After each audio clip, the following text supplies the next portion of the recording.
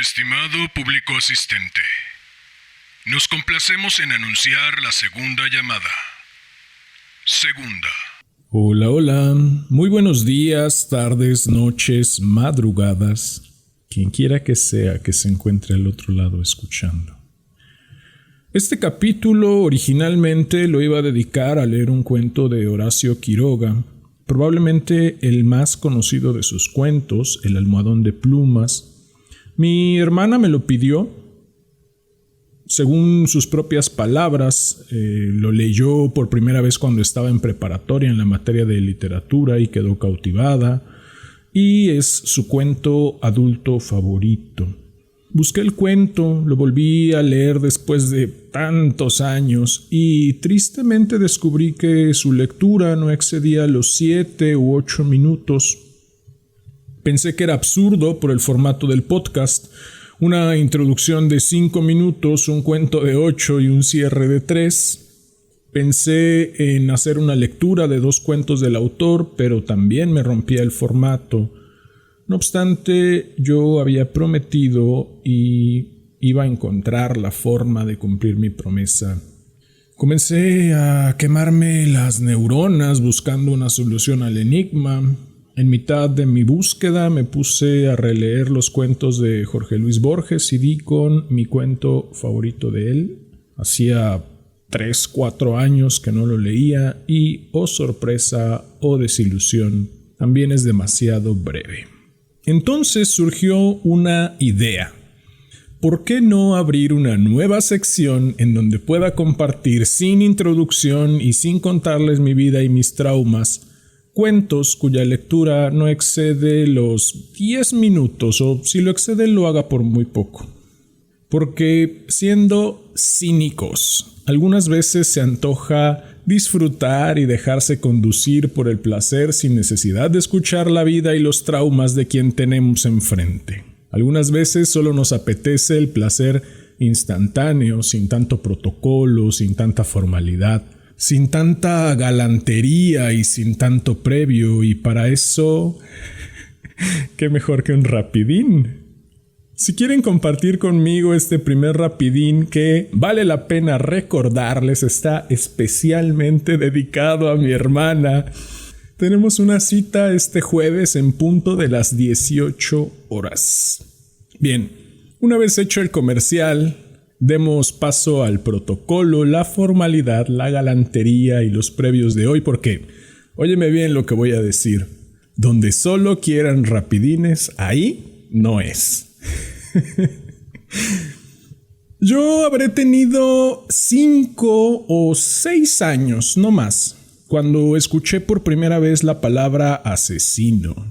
Mis padres, que por aquel entonces estaban como máximo en sus 30s, más o menos la edad que tengo yo ahora, mi hermano, 4 años mayor que yo, y yo, nos sentábamos en la sala las noches de sábado o domingo, no lo sé, no lo recuerdo con claridad. Encendíamos nuestra televisión, que por esas fechas era todavía blanco y negro, y así, reunidos en familia, rodeados de amor, seguridad y confianza, veíamos un programa que llevaba por nombre Misterio sin resolver. A más de uno le crujieron los huesos, ya estamos viejos. Terminando Misterio sin resolver empezaba, si no me equivoco, aunque usted no lo crea, The Ripley. Y ese fue mi primer contacto con las rarezas de la vida y con el terror. Y para bien o para mal, no lo sé, no me decido, no se trataba de terror ficticio. Aunado a eso estaba en su apogeo el Chupacabras, luego vino el Mochaorejas, en el Canal 5 las ya clásicas películas de terror. Yo recuerdo que todo aquello me causaba pesadillas, pero era tal mi morbo que no podía despegar mi atención. Para más INRI, mi hermano, que por aquel entonces estaba más o menos igual de desquiciado que el resto de la familia, ponía para dormir, y cabe aclarar que compartíamos cuarto, el famosísimo programa radiofónico La Mano Peluda. Y para colocar la cereza en el pastel, cada noche nos juntábamos mi hermano, 2 vecinitos que Después se volvieron mis amigos y finalmente mis hermanos. Ustedes saben quiénes son. Abrazo infinito a ambos. ¿Y yo? Jugar Silent Hill en la PlayStation 1.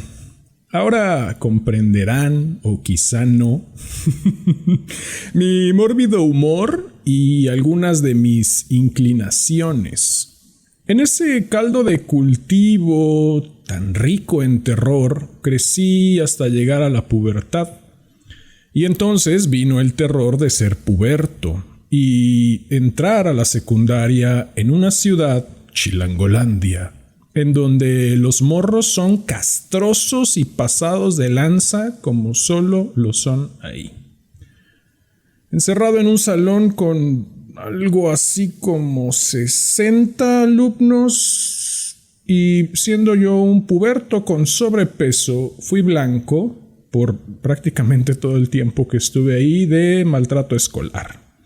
Entonces comencé a buscar formas de fugarme mentalmente. Recuerdo que un día bajé a la biblioteca porque, además de sobrepeso, ya usaba lentes y empezaban a asomar mis inclinaciones de nerd.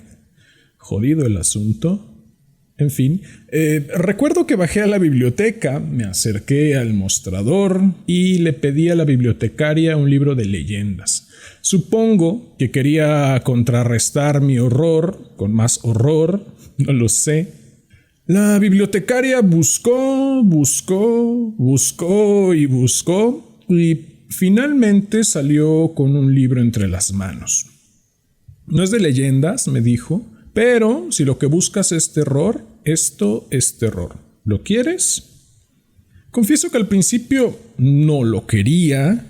Yo quería un libro de leyendas, pero la señora había buscado por tanto tiempo que me dio cosita rechazarla y lo tomé.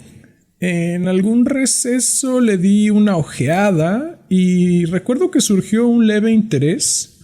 Finalmente llegué a casa, aventé por ahí la mochila, me tiré sobre la cama, abrí el libro y me lo bebí. Quedé fascinado y horrorizado al unísono. Y así, licencias poéticas más, licencias poéticas menos. Conocí no solo el cuento que les traigo hoy, sino al autor que, vale la pena mencionar, ha influido grandemente en mí como autor.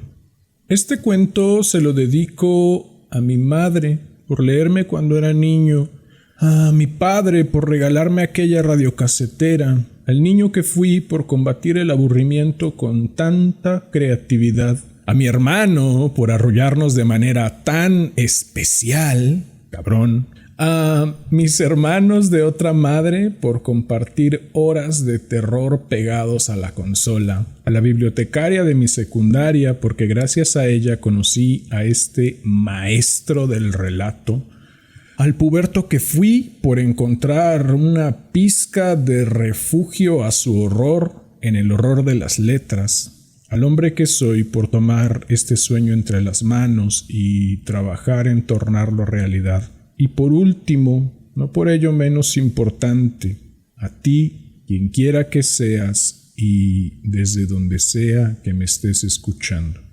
Ha llegado la hora de correr el telón y de que empiece la función. Estimado público asistente, Damián Sastre presenta El gato negro de Edgar Allan Poe. Esta es tercera llamada. Tercera. Comenzamos.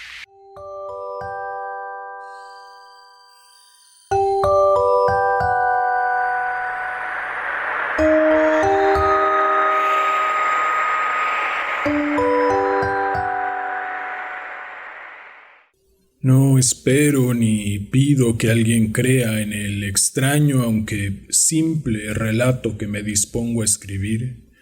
Loco estaría si lo esperara cuando mis sentidos rechazan su propia evidencia, pero no estoy loco y sé muy bien que esto no es un sueño.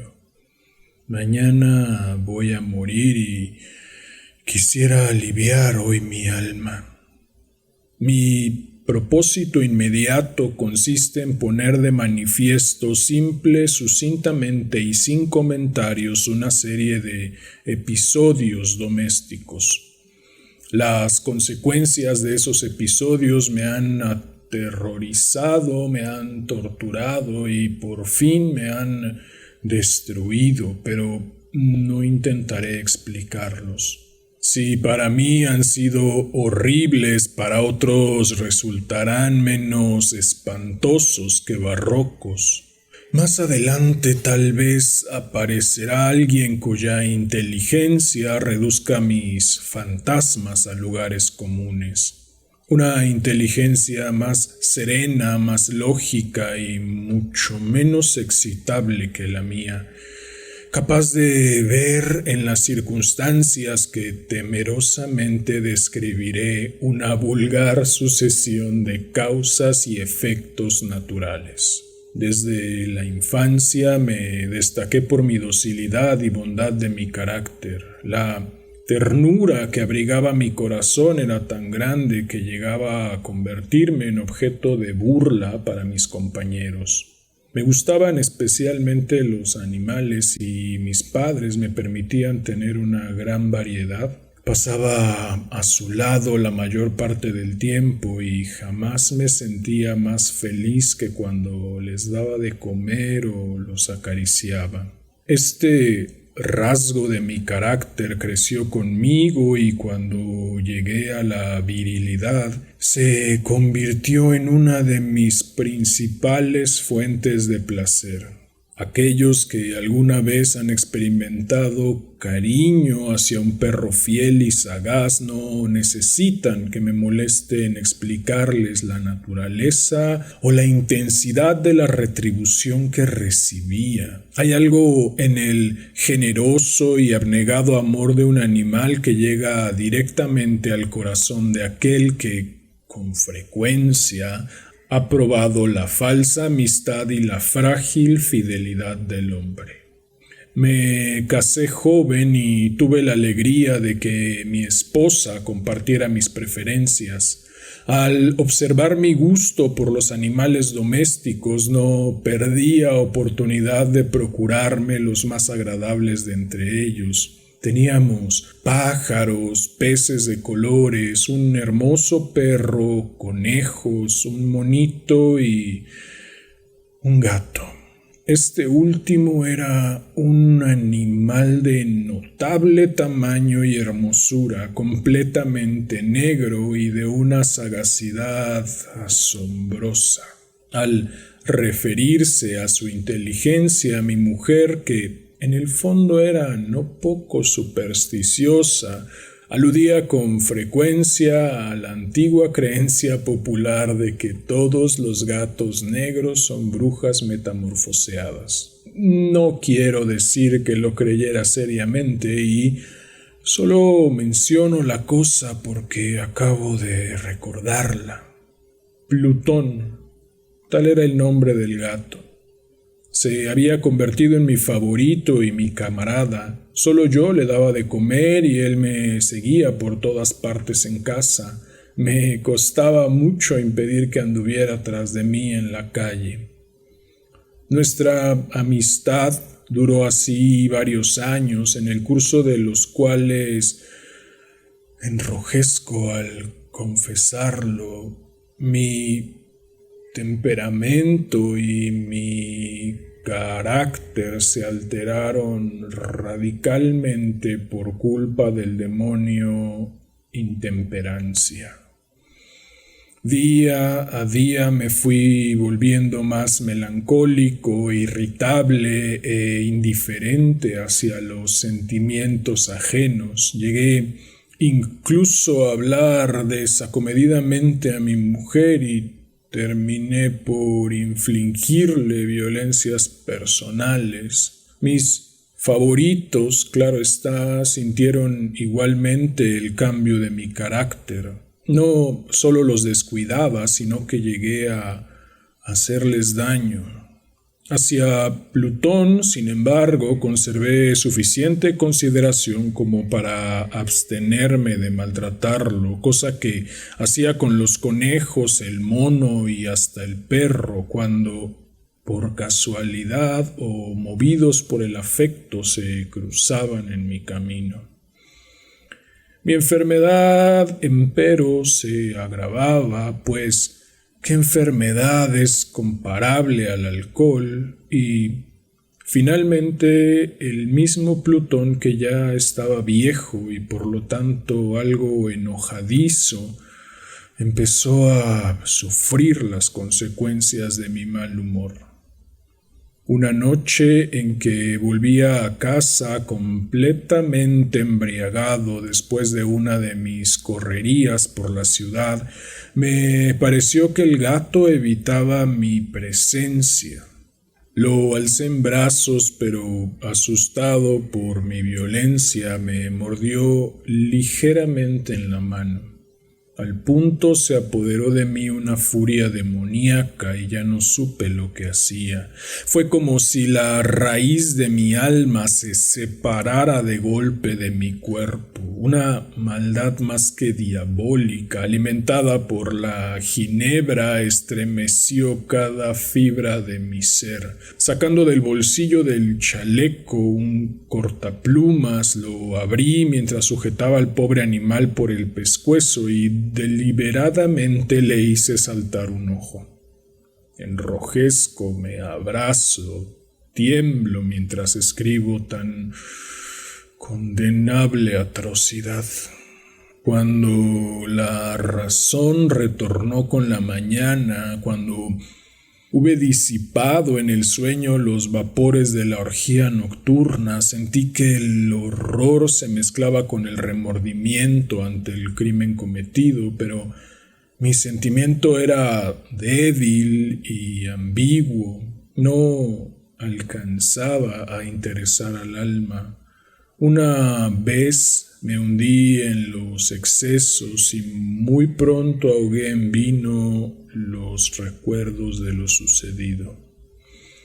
El gato, entre tanto, mejoraba poco a poco. Cierto que la órbita donde faltaba el ojo presentaba un horrible aspecto, pero el animal no parecía sufrir ya. Se paseaba como de costumbre por la casa, aunque, como es de imaginar, huía aterrorizado al verme.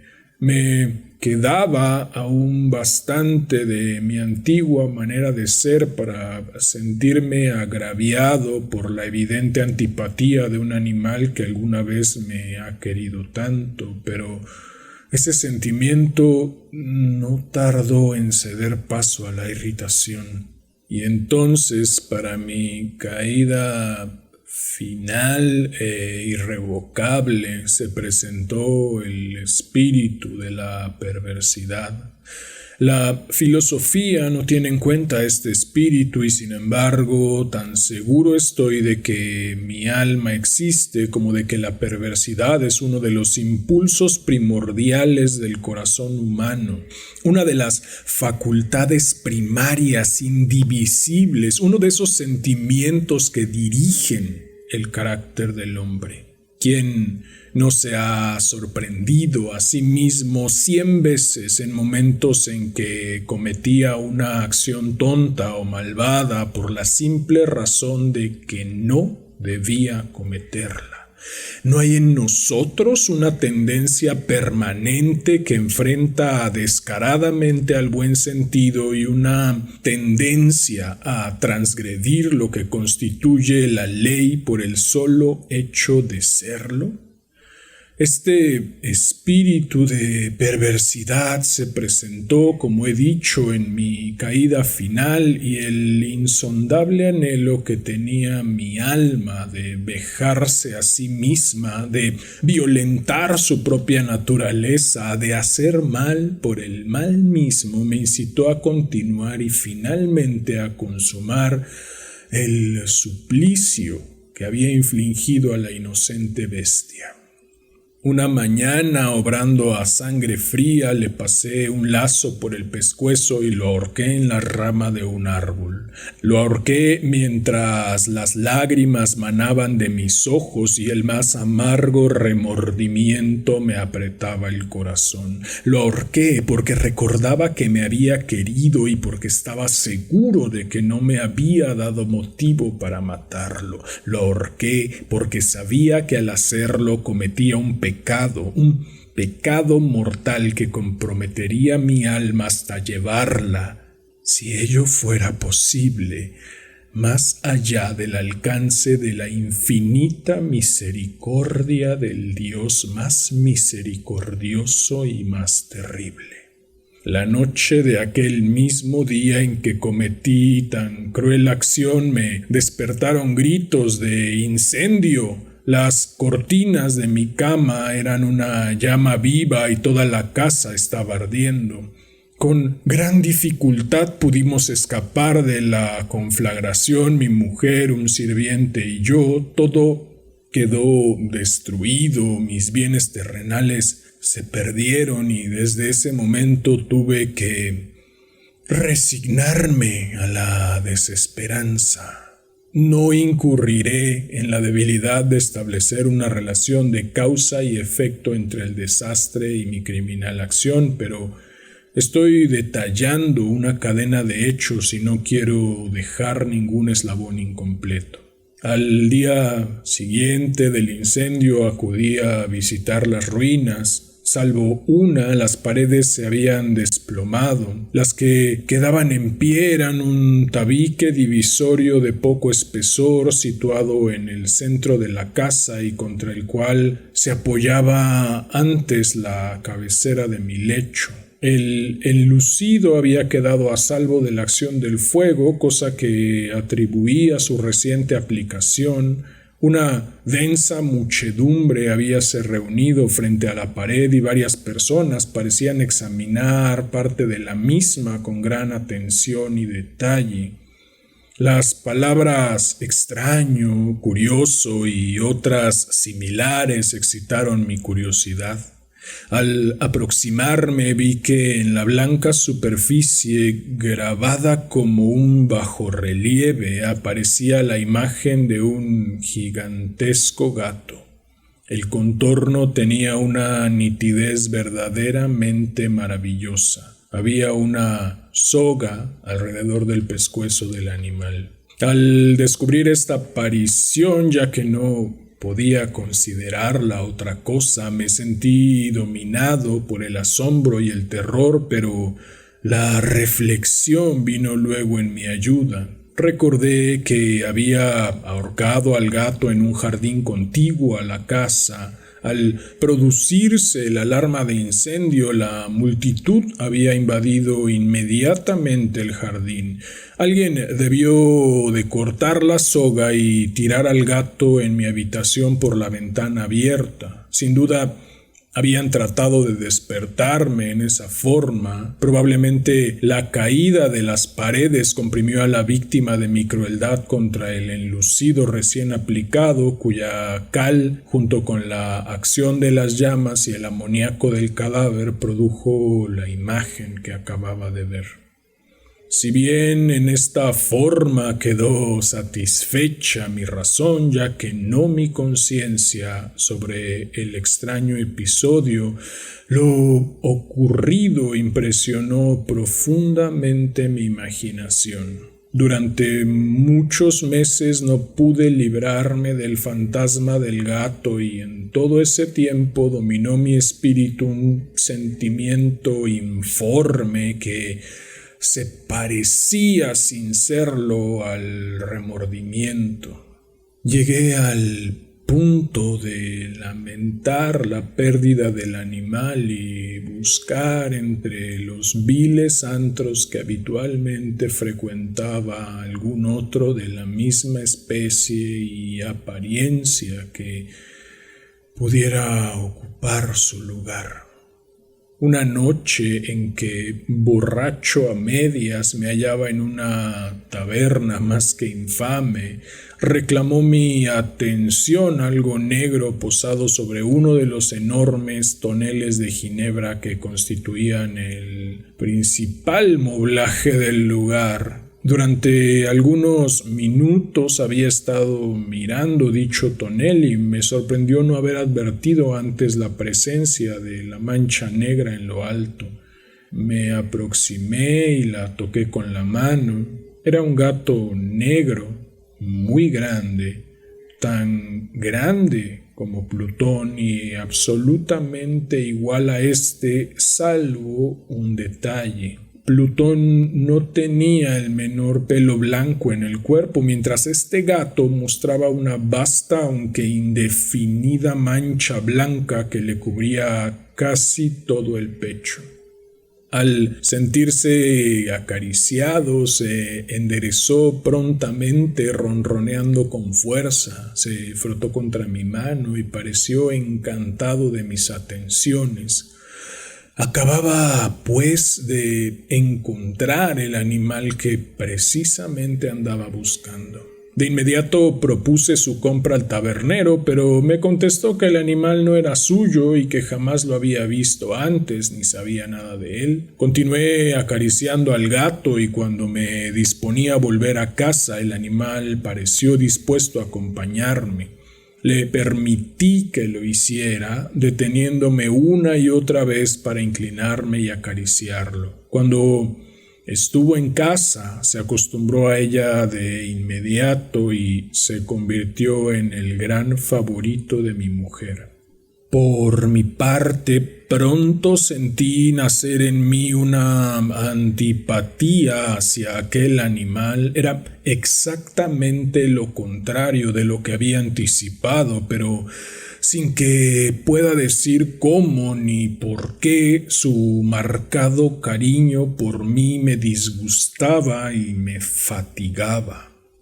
Gradualmente, el sentimiento de disgusto y fatiga creció hasta alcanzar la amargura del odio. Evitaba encontrarme con el animal, un resto de vergüenza y el recuerdo de mi crueldad de antaño me vedaban matarlo. Durante algunas semanas me abstuve de pegarle o de hacerle víctima de cualquier violencia, pero gradualmente, muy gradualmente, llegué a mirarlo con inexpresable odio y a huir en silencio de su detestable presencia, como si fuera una emanación de la peste. Lo que sin duda contribuyó a aumentar mi odio fue descubrir a la mañana siguiente de haberlo traído a casa que aquel gato, igual que Plutón, era tuerto. Esta circunstancia fue precisamente lo que le hizo más grato a mi mujer, quien, como ya dije, poseía en alto grado esos sentimientos humanitarios que alguna vez habían sido mi rasgo distintivo y la fuente de mis placeres más simples y más puros. El cariño del gato por mí parecía aumentar en el mismo grado que mi aversión. Seguía mis pasos con una pertinacia que me costaría hacer entender al lector. Donde quiera que me sentara, venía a ovillarse bajo mi silla o saltaba a mis rodillas prodigándome sus odiosas caricias. Si echaba a caminar, se metía entre mis pies amenazando con hacerme caer o bien clavaba sus largas y afiladas uñas en mis ropas para poder trepar hasta mi pecho. En esos momentos, aunque ansiaba aniquilarlo de un golpe, me sentía paralizado por el recuerdo de mi primer crimen, pero sobre todo quiero confesarlo ahora mismo por un espantoso temor al animal. Aquel temor no era precisamente miedo de un mal físico y sin embargo me sería imposible definirlo de otra manera. Me siento casi avergonzado de reconocer, sí, aún en esta celda de criminales me siento casi avergonzado de reconocer que el terror, el espanto que aquel animal me inspiraba era intensificado por una de las más insensatas quimeras que sería dado concebir. Más de una vez mi mujer me había llamado la atención sobre la forma de la mancha blanca de la cual ya he hablado, y que constituía la única diferencia entre el extraño animal y el que yo había matado.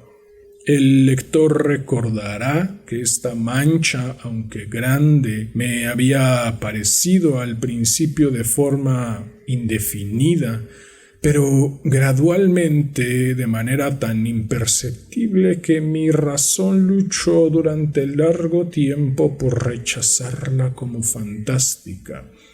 La mancha fue asumiendo un contorno de rigurosa precisión. Representaba ahora algo que me estremezco al nombrar y por ello odiaba, temía y hubiera querido librarme del monstruo si hubiera sido capaz de atreverme.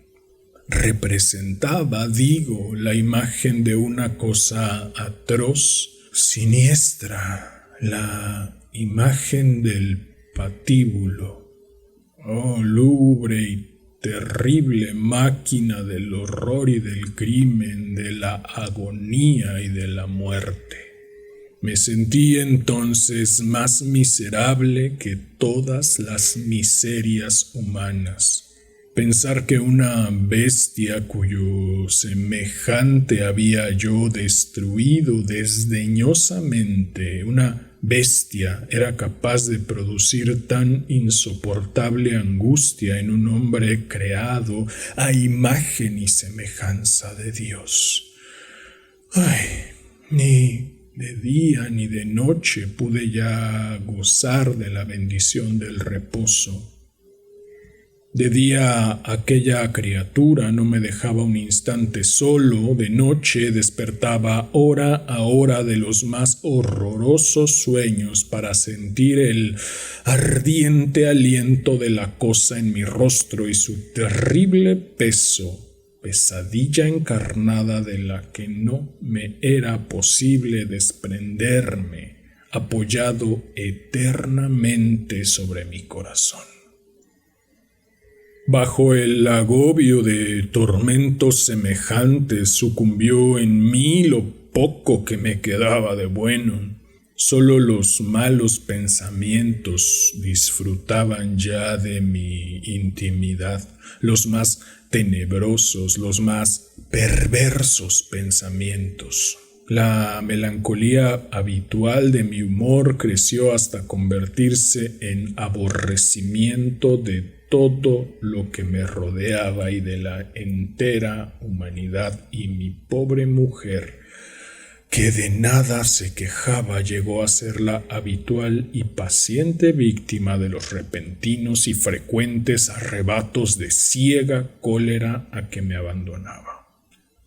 Cierto día, para cumplir una tarea doméstica, me acompañó al sótano de la vieja casa donde nuestra pobreza nos obligaba a vivir.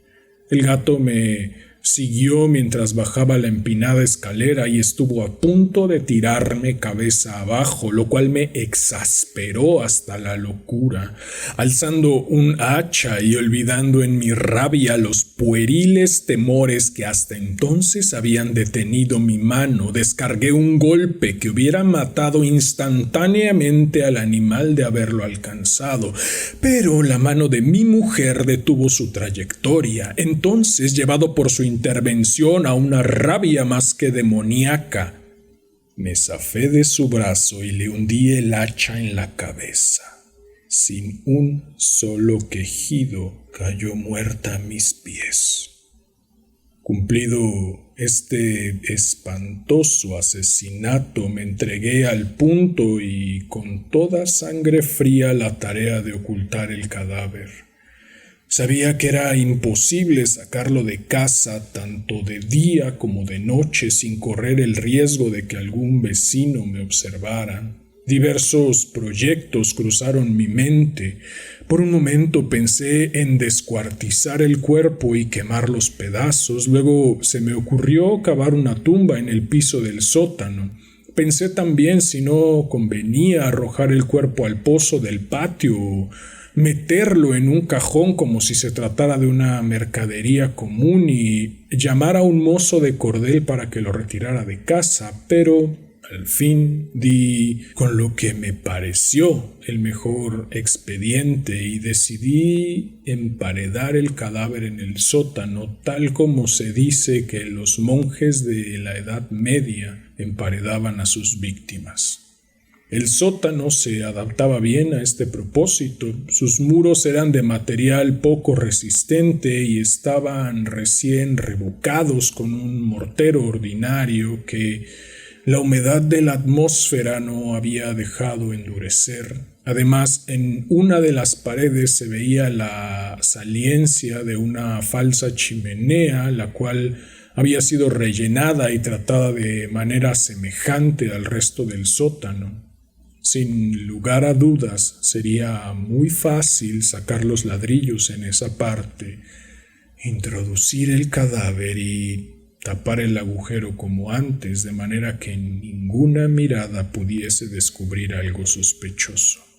No me equivocaba en mis cálculos. Fácilmente saqué los ladrillos con ayuda de una palanca y luego de colocar cuidadosamente el cuerpo contra la pared interna, lo mantuve en esa posición mientras aplicaba de nuevo la mampostería en su forma original. Después de procurarme argamasa, arena y cerda, preparé un enlucido que no se distinguía del anterior y revoqué cuidadosamente el nuevo ladrillo. Concluida la tarea, me sentí seguro de que todo estaba bien. La pared no mostraba la menor señal de haber sido tocada. Había barrido hasta el menor fragmento de material suelto. Miré en torno triunfante y me dije, aquí, por lo menos, no he trabajado en vano. Mi paso siguiente consistió en buscar a la bestia causante de tanta desgracia, pues al final me había decidido a matarla. Si en aquel momento el gato hubiera surgido ante mí, su destino habría quedado sellado, pero, por lo visto, el astuto animal, alarmado por la violencia de mi primer acceso de cólera, se cuidaba de aparecer mientras no cambiara mi humor. Imposible describir o imaginar el profundo, el maravilloso alivio que la ausencia de la detestada criatura trajo a mi pecho. No se presentó aquella noche y así, por primera vez desde su llegada a la casa, pude dormir profunda y tranquilamente. Sí, pude dormir aún con el peso del crimen sobre mi alma. Pasaron el segundo y el tercer día y mi atormentador no volvía. Una vez más respiré como un hombre libre, aterrado. El monstruo había huido de la casa para siempre. Ya no volvería a contemplarlo. Gozaba de una suprema felicidad y la culpa de mi negra acción me preocupaba muy poco. Se practicaron algunas averiguaciones a las que no me costó mucho responder. Incluso hubo una perquisición en la casa, pero naturalmente no se descubrió nada.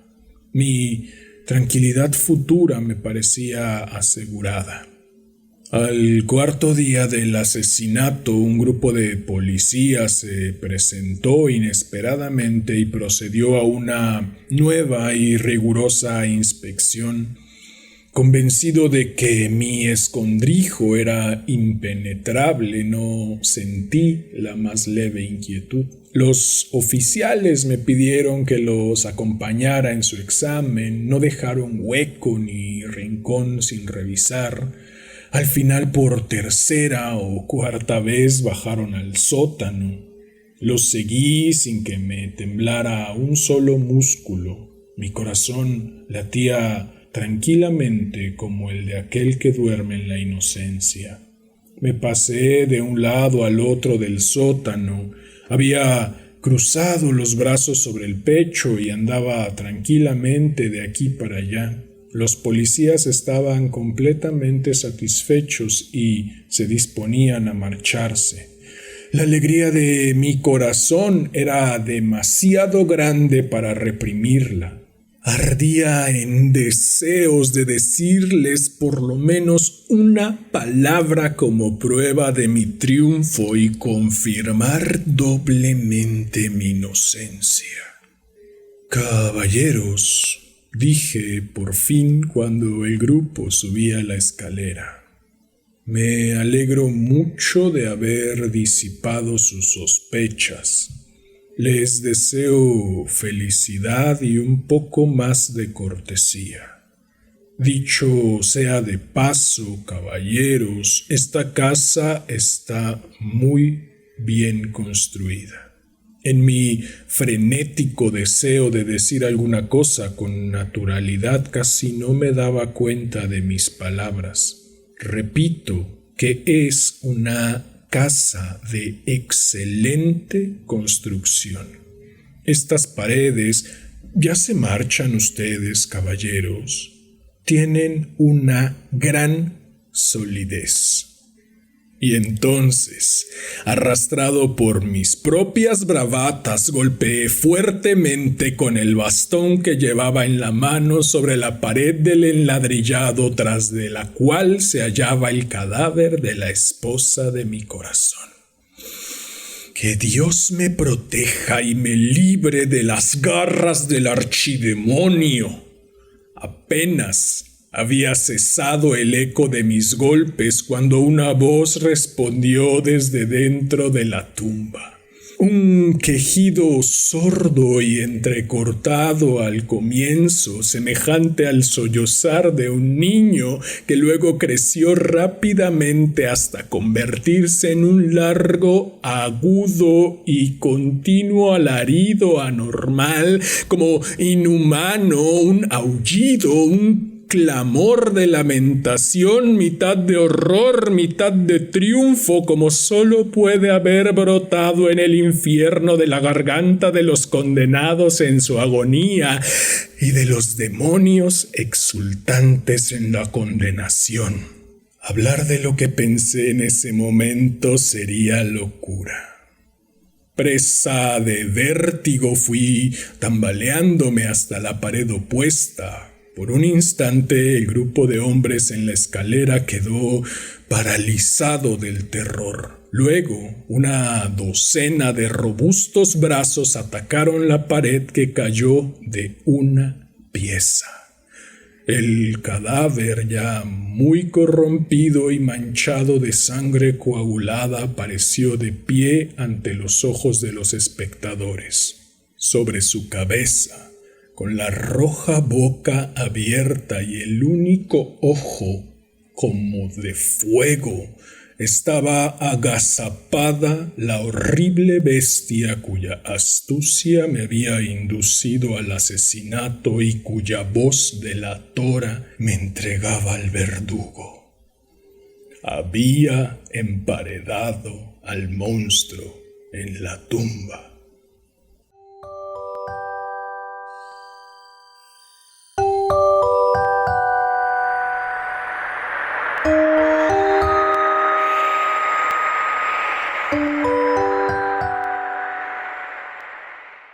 Bien, pues eso fue El gato negro de Edgar Allan Poe. Espero de todo corazón que lo hayas disfrutado. Si fue así, agradecería infinitamente que me ayudaras difundiendo. Si deseas estar al tanto del contenido que publico, puedes buscarme en Facebook como Damián Sastre, también en Facebook en mi página Casi Diario de un Loco, en Instagram como @casidiariodeunloco y en YouTube como Casi Diario de un Loco TV, TE_VE. Si llegaste hasta aquí, quiero que sepas que estoy muy agradecido contigo por haberme brindado tu valiosísimo tiempo. Recibe un enorme abrazo, ten una excelente vida y hasta la próxima.